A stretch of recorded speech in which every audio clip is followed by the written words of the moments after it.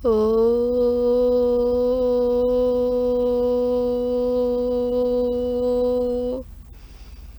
नमस्ते, म प्रेक्षा पराजुली। योभन्दा अगाडिको एपिसोडमा मैले हजुरहरूलाई अध्याय 3 कर्मयोगको बारेमा धेरै कुराहरू जानकारी गराएको थियो। साथसाथै आज चाहिँ म हजुरहरूलाई अध्याय 4 दिव्य मन श्रीमद् भागवत यथारूपको बारेमा केही कुरा जानकारी साथसाथै त्यहाँ रहेका दिव्य ज्ञानको बारेमा हजुरहरूलाई भन्छु है त। जो जुन भावले मेरो शरणमा पर्दछ त्यसलाई त्यही अनुरूपको फल दिन्छु। हे पार्थ, हरेक व्यक्तिले सबै पक्षबाट मेरै पथको अनुगमन गर्दछन्, अर्थात् हरेक व्यक्तिले भिन्न भिन्न पक्षबाट कृष्णलाई नै खोजिराखेका हुन्छन्। भगवान श्री कृष्णलाई आशिक रूपमा उहाँकै निर्विशेष ब्रह्म ज्योतिका तेजमा र सूक्ष्म अणुका कणदेखि लिएर हरेक वस्तुमा निवास गर्न सर्वव्यापी परमात्माका रूपमा अनुभव गर्न सकिन्छ। तापनि कृष्णको पूर्ण साक्षात्कार त उहाँका शुद्ध भक्तहरूले नै गर्न सक्दछन्। फलस्वरूप कृष्ण हरेक व्यक्तिका अनुभूतिका विषय हुनुहुन्छ। यस प्रकार हरेक व्यक्ति आफ्नो इच्छा अनुसार उहाँलाई पाएर सन्तुष्ट हुन्छन्। दिव्य लोकमा पनि भगवान कृष्णले आफ्ना भक्तहरूको चाहना अनुसार नै उनीहरूसँग दिव्य भावले आदान प्रदान गर्नुहुन्छ। कसैले कृष्णलाई परम स्वामीका रूपमा पाउन चाहन्छन् भने कसैले प्रिय सखाका रूपमा प्राप्त गर्न चाहन्छन्। त्यसै गरी कसैले उहाँलाई आफ्नै पुत्रका रूपमा देख्न चाहन्छन् त कसैले प्रेमीका रूपमा पाउन चाहन्छन्। कृष्णले सबै भक्तलाई उनीहरूको प्रेमका प्रगाढता अनुसार नै समान रूपले फल दिनुहुन्छ। यस किसिमको विनिमयको अनुभव भौतिक जगतमा पनि गर्न सकिन्छ, तर यस्तो विनिमय वा आदान प्रदान भक्तहरूका प्रकारहरूका आधारमा सम्भावले गरिन्छ। शुद्ध भक्तले यहाँ पनि र भगवत धाममा पनि कृष्णको निकटता पाउन सक्दछन् र उहाँको साकार सेवा अर्चना गर्न सक्दछन्। साथसाथै यसरी उनीहरूले भगवान प्रति गरिने प्रेम भक्तिको दिव्य अनुभव प्राप्त गर्दछन्। जीवात्माको अस्तित्व नै मेटिएर आध्यात्मिक आत्मघात गर्न चाहने निराकार निर्विशेषवादीहरूलाई पनि कृष्णले आफ्ना तेजबाट विलीन गराएर सहायता गर्नुहुन्छ। यी निराकारवादीहरू भगवानको सच्चित र आनन्दमय स्वरूपलाई स्वीकार गर्दैनन्। त्यसै हुनाले यिनीहरू आफ्नो व्यक्तित्वलाई समाप्त गरेर भगवानको दिव्य सगुण भक्तिको आनन्द भोग्न सक्दैनन्। तीमध्ये केही जो निराकार सत्तामा दृढतापूर्वक अवस्थित भइसकेका छैनन् तिनीहरू के कर्म गर्ने आफ्नो सुसुप्त इच्छालाई प्रदर्शित गर्नका लागि यस भौतिक जगतमा फर्केर आउँदछन्।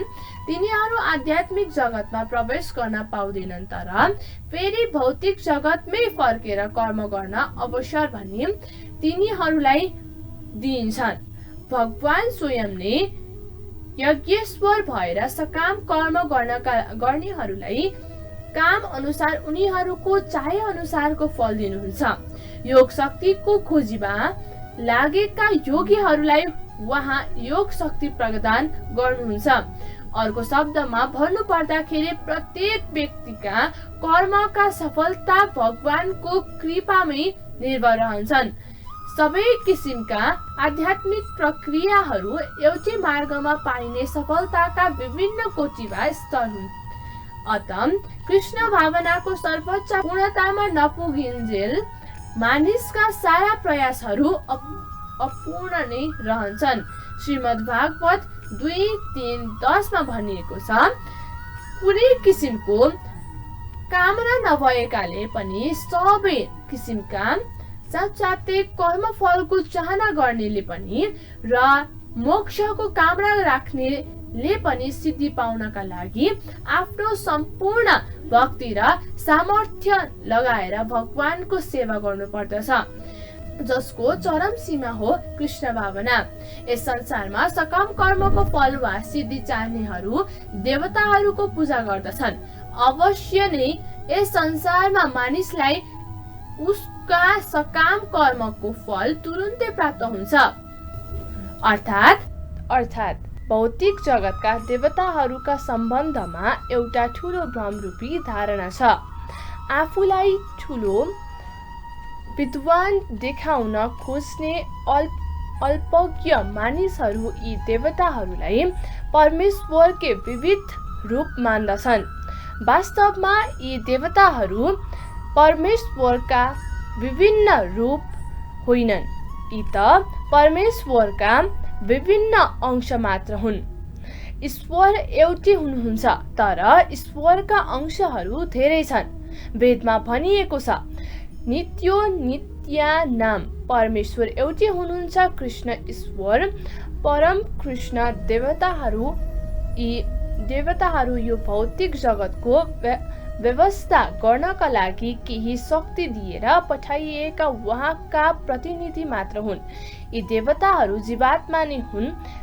यिनीहरूलाई विभिन्न मात्रामा भौतिक शक्ति प्रदान गरिएको छ। यिनीहरू कहिले पनि परमेश्वर अर्थात् नारायण, विष्णु वा कृष्ण जस्ता हुन सक्दैनन्, जसले देवताहरू र ईश्वरलाई एउटरका हुन् भन्ने सोच्दछन्, त्यो नास्तिक वा पाखण्डी हो। ब्रह्माजी र शिवजी जस्ता ठूला ठूला देवताहरू पनि परमेश्वरको बराबरीमा पुग्न सक्दैनन्। वास्तवमा शिव तथा ब्रह्मा जस्ता देवताहरूले पनि भगवानको पूजा आराधना गर्दछन्। यति हुँदाहुँदै पनि अचम्मको कुरा के छ भने मूर्ख मानिसहरू कयौं मानव नेताहरूलाई ईश्वरको अवतार मानेर पूजा गर्दछन्। यहाँ इह देवता भन्ने शब्द यस भौतिक जगतका शक्तिशाली मानिस वा देवताहरू बुझाउनका लागि प्रयुक्त भएको छ। भगवान नारायण, भगवान विष्णु वा भगवान कृष्णलाई यस संसारका संसारी जीव मान्न सकिँदैन। उहाँहरू यो जगतसँग सम्बन्धित हुनुहुन्न। भगवान भौतिक सृष्टि भन्दा पर तथा दिव्य हुनुहुन्छ। निविशेषवादीहरूका आदि गुरु श्रीपाद शङ्कराचार्यले पनि नारायण वा कृष्ण यो भौतिक सृष्टि भन्दा पर हुनुहुन्छ भन्ने कुराको उल्लेख गर्नुभएको छ। तै पनि तत्काल फल चाहिने मूर्खहरू देवताहरूको पूजा गर्दछन्। उनीहरूलाई फल प्राप्त हुन्छ, तर यस किसिमको प्रतिफल क्षणिक हुन्छ र यस्तो फल अल्पज्ञानी मानिसहरूका लागि मात्र हुन्छ भन्ने कुरा तिनीहरूलाई थाहा हुँदैन। बुद्धिमानी व्यक्ति कृष्ण भावनामै लागिरहेको हुन्छ। उसले तत्काल क्षणिक लाभ पाउने उद्देश्यले कुनै तुच्छ देवताको उपासना गर्दैन। उसलाई त्यसो गर्नु आवश्यक पनि छैन। यस संसारका देवता र तिनका पूजक व्यक्तिहरू यो संसार नष्ट हुँदा सँगै नष्ट हुन्छन्। देवताहरूबाट पाइने वरदान पनि भौतिक र क्षणिक हुन्छन्। यो भौतिक जगत देवता र तिनका पूजक लगायतका सबै धरतीवासीहरू विराट ब्रह्माण्ड सागरका पानीका पोका जस्ता हुन्। यस संसारका मानिसहरू पागल जस्ता भएर क्षणिक वस्तुका पछाडि लागेका छन्। सम्पत्ति, परिवार र अन्य भोग सामग्रीहरूप्रति उनीहरूको लगाव देखिन्छ। यस्तै क्षणिक वस्तुहरू प्राप्त गर्ने उद्देश्यले उनीहरूले मानव समाजका साथसाथै शक्तिशाली व्यक्तिहरूलाई र देवताहरूलाई पूजा गर्दछन्। यदि कुनै मानिसले कुनै राजनीतिक नेताको सेवा गरेर सरकारमा पुगेर मन्त्री पद प्राप्त गर्न सफल हुन्छ भने उसले आफूलाई ठूलो वरदान प्राप्त भएको ठान्दछ। त्यसैले मानिसहरू केही क्षणिक लाभ प्राप्त गर्नका लागि तथाकथित नेताहरूलाई टाङ्ग दण्डवत प्रणाम गर्दछन् र तिनले यस्ता वस्तुहरू पाउँदछन् पनि। यस किसिमका मूर्ख मानिसहरू सांसारिक दुःखको स्थायी समाधानका लागि कृष्ण भावनामा आउन चाहँदैनन्। तिनीहरू सबै इन्द्रिय भोके पछाडि आसक्त भइरहन्छन् र अलिकति सुख सुविधा पाउनका लागि केही शक्तिशाली जीवको उपासना गर्दछन् जसलाई देवता भनिन्छ। अत धेरै कम व्यक्ति नै कृष्ण रुचि राख्दछन् र धेरै जसो मानिसहरू भौतिक विषय भोगमै भगवान मृतमा रमाउँछन् अनि यही भौतिक भोग प्राप्तिका लागि उनीहरू शक्तिशाली जीवको पूजा आराधना गर्दछन्। यही कुरा यस श्लोकमा संकेत गरिएको छ। प्रकृतिका 3वटा गुण र 3 गुणसँग सम्बन्धित कर्म अनुसार मैले मानव समाजमा 4 वर्गको सृष्टि गरे। म यी सबै कर्ता हुँ, तर पनि तिमीले मलाई अविनाशी अकर्ता नै ठान। अर्थात् भगवान प्रत्येक वस्तुका रचयिता हुनुहुन्छ। हरेक वस्तुको जन्म उहाँबाट भएको छ। उहाँद्वारा नै सबै वस्तु अडिएका छन् र प्रलय भएपछि फेरि हरेक वस्तु उहाँमै गएर मिल्दछन्। अत उहाँ समाज व्यवस्था वा वर्णाश्रम व्यवस्थाका 4 वर्गका स्रष्टा हुनुहुन्छ। यी 4 वर्गका सर्वप्रथम बुद्धिमानी मानिसहरूको वर्ग आउँदछ। सत्वगुणमा अवस्थित भएको हुनाले मानिसहरूको यो वर्गमा ब्राह्मण वर्ग भनिन्छ। दोस्रोमा प्रशासन वर्ग आउँदछ। यिनलाई रजोगुणी हुनाले क्षत्रिय भनिन्छ। व्यापारिक वर्गलाई वैश्य भनिन्छ। यिनीहरूमा रजोगुण र तमोगुण मिश्रण पाइन्छ र चौथो श्रमिक वर्ग हो, जसलाई तमोगुण प्रदान हुनेले शूद्र भनिन्छ। मानव समाजमा यी 4 वर्गको सृष्टि गरेर पनि भगवान कृष्ण आफू स्वयं कुनै वर्गभित्र पर्नुहुन्न। उहाँ बुद्ध जीव नभएको हुनाले मानव समाजको कुनै अङ्ग बन्नुहुन्न। मानव समाज पनि हुन त पशुहरूकै समाज साथसाथै जस्तो हो, तर पनि मानिसहरूलाई पशु समाजबाट माथि उठाउनका लागि र तिनमा क्रमिक रूपले कृष्ण भावनाको विकास गराउने उद्देश्यले भगवानले उपयुक्त वर्णाश्रम व्यवस्थाको रचना गर्नुभएको हो। कुनै व्यक्ति विशेषले कुनै कामप्रति देखाउने प्रवृत्ति प्रकृतिका गुणहरूद्वारा उसले आर्जित गरेर स्वभावमा निर्भर हुन्छ। प्राकृतिक गुणहरू अनुसार जीवात्माका जीवनमा देखा पर्ने लक्षणहरूको वर्णन यसै ग्रन्थको 18औं अध्यायमा गरिएको छ। तर कृष्ण भावनामा लागेका व्यक्ति ब्राह्मणहरू भन्दा पनि माथि हुन्छन्।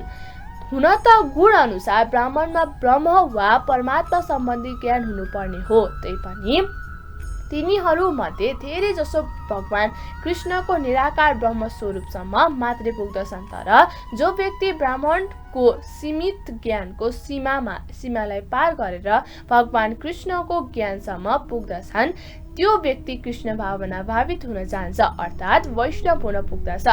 भगवान कृष्ण भावनामा राम, नरसिंह, वराह आदि कृष्णका विभिन्न अंश विस्तारहरूको संयुक्त ज्ञान समाहित छ। त्यसैले जसरी कृष्ण मानव समाजका 4 वर्गबाट पर हुनुहुन्छ, त्यसै गरी कृष्ण भावना भावित व्यक्ति पनि यी 4 वर्गका वर्ण व्यवस्थाबाट पर हुन्छ। यसलाई हामी चाहे जातीय विभाजन भनी या राष्ट्रिय भनौँ या साम्प्रदायिक, मलाई प्रभावित पार्ने कुनै कर्म छैन र ममा कुनै कर्म फलको चाहना पनि छैन। जसले मसँग सम्बन्धित यो सत्य कुरालाई बुझ्दछ, त्यो व्यक्ति सकाम कर्म फलको बन्धनमा बाँधिदैन। अर्थात् जसरी यो भौतिक संसारमा पनि राजाले गल्ती गर्न सक्दैन भन्ने संवैधानिक नियम छ, वा राजा राज्यको नियम भन्दा माथि हुन्छ भन्ने धारणा छ, त्यसै गरी भौतिक जगतका स्रष्टा भएर पनि भगवान भौतिक क्रियाकलापबाट प्रभावित हुनुहुन्न। उहाँ सृष्टि गर्नुहुन्छ र स्वयं सृष्टि भन्दा अलग रहनुहुन्छ। तर जीवात्मा भने भौतिक क्रियाकलापका सकाम कर्मफलका चक्रमा अल्झिन्छन् किनभने तिनीहरूमा भौतिक साधन र स्रोतहरूमाथि अधिकार जमाउने प्रवृत्ति रहेको हुन्छ। कुनै संस्थाको मालिक त्यस संस्थाका कर्मचारीहरूका असल र खराब क्रियाकलापप्रति उत्तरदायी हुँदैन। कर्मचारीहरू नै ती राम्रा र नराम्रा कामप्रति जिम्मेदारी हुन्छन्। जीवात्माहरू आफ्ना इन्द्रिय तृप्तिका कार्यमा लागिरहन्छन्, तर ती सबै क्रियाकलापको अनुमति भगवानद्वारा दिएको हुँदैन। इन्द्रिय तृप्तिको उन्नतिका लागि मानिसहरू सांसारिक कार्यमा लागेका हुन्छन्। मृत्युपछि स्वर्गीय सुख पाउने इच्छा उनीहरूको हुन्छ। भगवान स्वयंमा परिपूर्ण हुनुभएकाले स्वर्गीय सुखप्रति उहाँको कुनै आकर्षण छैन। स्वर्गका देवताहरू भगवानद्वारा नियुक्त सेवक मात्र हुन्। स्वामीले सेवकले जस्तै तल्लो स्तरको सुखको इच्छा राख्दैनन्। स्वामी र भगवान भौतिक क्रिया प्रतिक्रियाबाट अलग रहनुहुन्छ।